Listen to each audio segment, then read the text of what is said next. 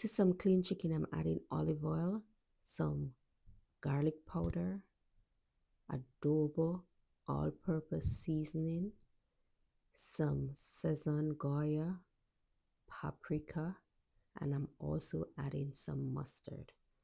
To that, I'm adding some egg powder, and this is optional. Now I'm going in with my hands to rub the seasoning onto and into the chicken, under the skin and all around. I'm also adding a pepper for spice. This is optional. If you don't like spice, skip this step and set aside.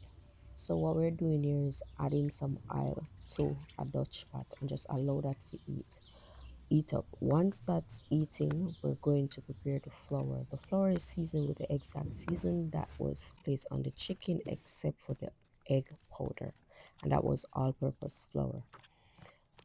Now once the oil is heated, we're going to add the chicken to the flour, shake off the excess and add it to the oil. Use a thermometer to check the oil. It should be between 350 and 375 degrees Fahrenheit or 175 to 190 degrees Celsius. Once the chicken is coated, we're going to knock off the excess flour and then we're going to gently, lightly put each pieces of chicken into the oil.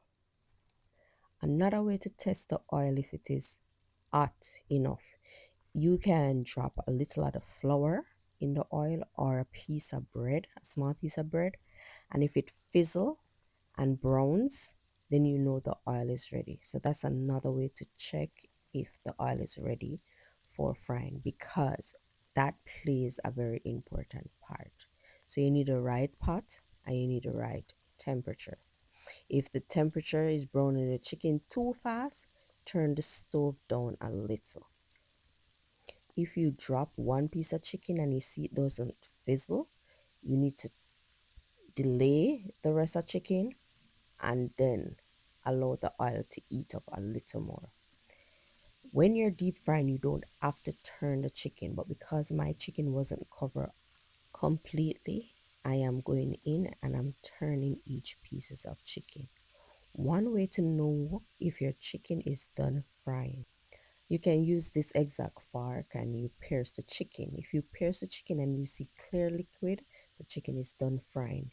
If you poke the chicken and you see a red liquid coming from the chicken needs to fry a little more. Hope this video helped you out in some way.